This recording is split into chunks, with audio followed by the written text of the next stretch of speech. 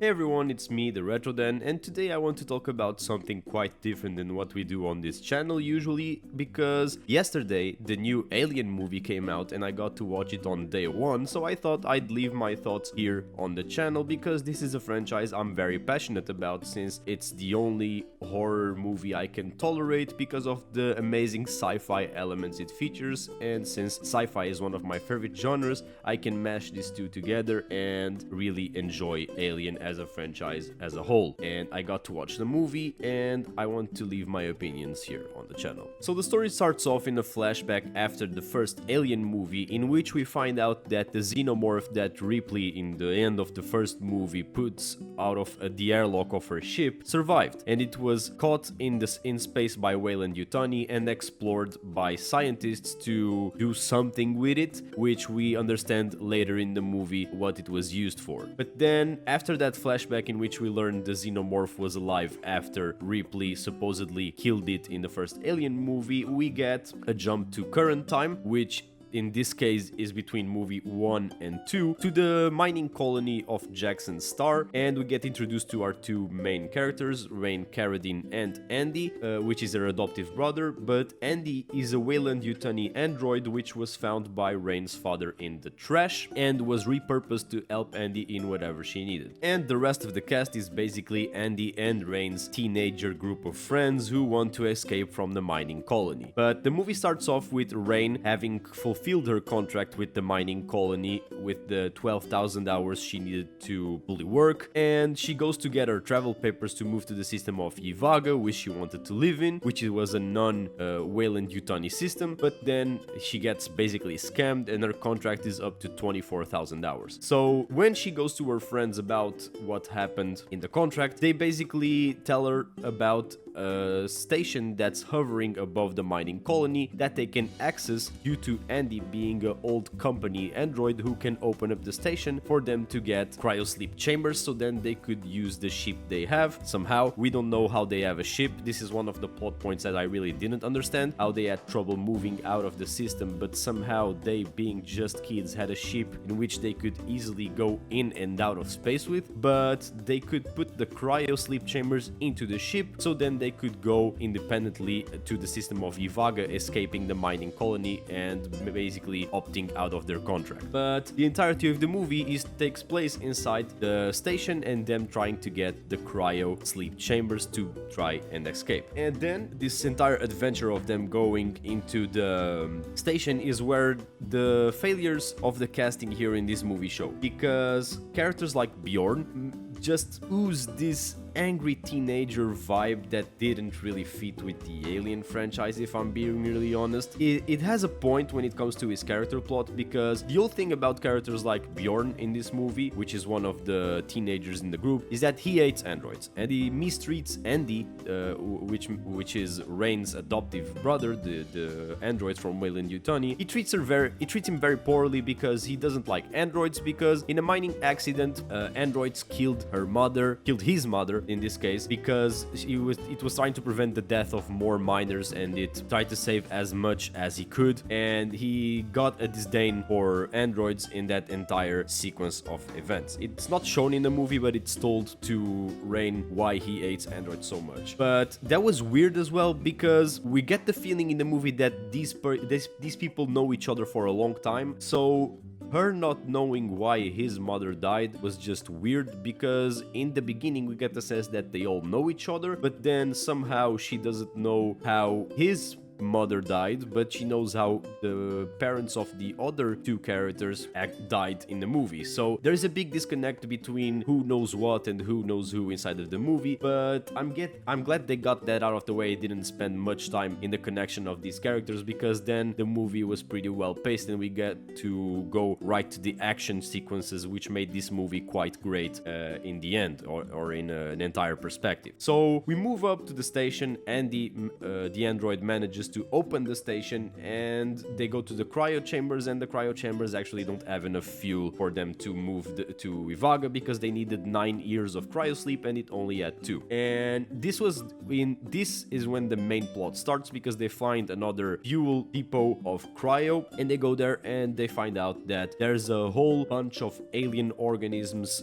storaged inside of the place where the cryo is. And when they try to take the cryo out, the temperatures start going down, and the main thing starts with the incubators, the small little spider-like monsters which we know from the Alien franchise, start defrosting and basically invading the entirety of the ship and scaring the crew. Compared to the last movie, the Alien Covenant, this movie was really good when it comes to the smaller scale of things. So we're not talking about big things here and the future of humanity. This was just that small crew in that small ship trying to escape the alien. There are some things that point to the future of humanity and the big prospect of it all, but the overall line of the movie is just the crew, the xenomorphs, and that ship and that station. But yeah, the aliens escape, and this movie features more than one xenomorph, and I really like that. It had very good action sequences. The ones that really stuck out to me were the one in the corridor where they had to match the room temperature with their body temperature to hide themselves from the incubator organisms, and then they just had a running sequence where those things were chasing them, and I thought that was really well put together. There were also a lot of shooting scenes where they were fighting xenomorphs after xenomorphs, which was fun to see, even though the xenomorph was usually made to be that impossible creature to defeat that is basically the perfect organism, which Ripley had to go out of their way to throw it into space to try and kill it. But in this movie, they have guns, they are armed with guns from Colonial Marines, and they basically fight a whole bunch of xenomorphs which somehow were on the ship, fully grown and ready to kill anyone that showed up. Inside this ship is also someone from the first movie. The android scientist Ash is there and tells the crew that they're basically going to die. He's responsible for telling the crew what is going to happen when one of them, Navarro, the Asian chick, gets infested by the host, and he tells them that they need to run or to kill her because she's going either to die or to host a new xenomorph, which is going to kill them all. And spoiler alert, that's exactly what happens. Once she gets inside the ship, after the host is removed from her face, she dies and gives birth to a xenomorph. And Ash, the other android from the company, changes up the directive from Andy, which turns him into a whole entire beast, and I think he acted this part out very well. The change of personalities was very well portrayed by Andy, him changing his directive from being Rain's older brother and helping her to being another company android whose main purpose is to make the most amount of people survive and do what's best for the company. I think he played it out very well, and he was definitely the best character in the movie, if I have to say so myself. We then get introduced to the plot point which I said that maybe pushed the outline of the story to the bigger prospect of things, which is this serum that Ash, the android of the other android of the company from the first movie back in 1986, was developing with the DNA and the genomes of the host and the xenomorphs, which tried to improve the qualities and the DNA of humans. But we get a sense that this serum is not really right, and we get a flashback from a screen recording that basically shows that it fixes humans, but then basically transforms them into these aberrations of xenomorph style things mixed with humans and whatever. It wasn't really explained what happened with humans trying to use the serum, but it was showed what a rat was like after using the serum, and it was basically completely destroyed. In between these sequences, there were a lot of action scenes and horror scenes, and I have to say it right off the bat, and you got the spoiler warning inside of the intro for this video, everyone dies. Like, literally everyone dies, either by getting impaled by a xenomorph, getting their face eaten by a xenomorph, getting their entire body melted by a xenomorph, and there is even one chick who was pregnant and uses the serum to try and survive, because the serum in the first hours of being used fixes the bloodstream and improves the health. And basically there's this scene towards the end of the movie where the serum starts having the bad effects on the pregnant girl, and she basically gives birth to a mix of a xenomorph and human, which was completely atrocious. I don't know what H.R. Geiger, the guy responsible for Alien's original art, would think about this creature, but I don't know how I would feel about it myself, because it was disgusting, to say the least. The entire scene around her birthing the xenomorph,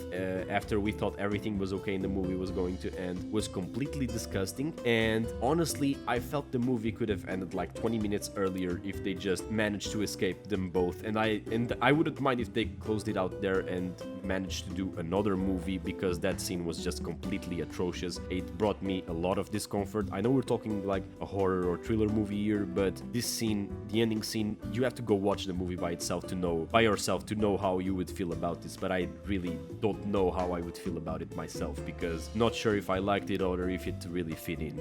The last thing I want to talk about in this disgruntled review that I'm doing here about the movie and my opinions on the movie yesterday was something that me and my friends noticed and actually searched, and was true. This movie takes a lot of inspiration from Sega's game from 2014, Alien Isolation, and this movie was made by a new director, which is the Uruguayan filmmaker Fede Alvarez, and he was on point with the vibe of the movie.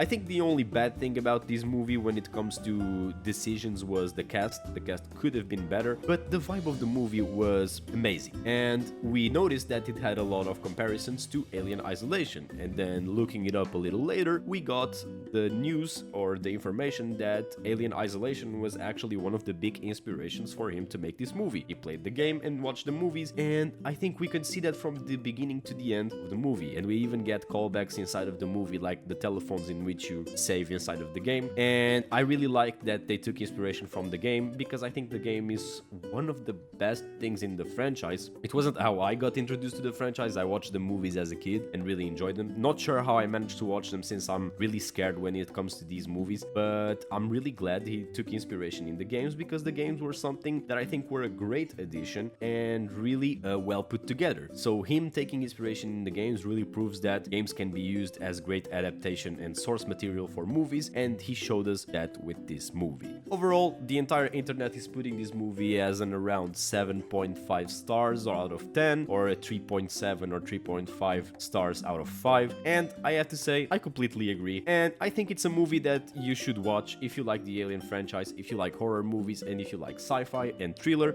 If this movie is going to get a hate bandwagon, I don't know. I liked it, I enjoyed it, that's what matters to me. Me and my friends who I watched it with really enjoyed it as well. I think it's a great fit for the Alien franchise, and I hope we see more from Fede Alvarez. If they give him a better cast in the future, maybe he can make an even better movie and improve on the things that he did well in this one and remove the bad things that he did in Romulus as well. But I'd love to hear your opinions if you are going to watch the movie, or if you have already watched the movie. But other than that, this has been the Retro Den.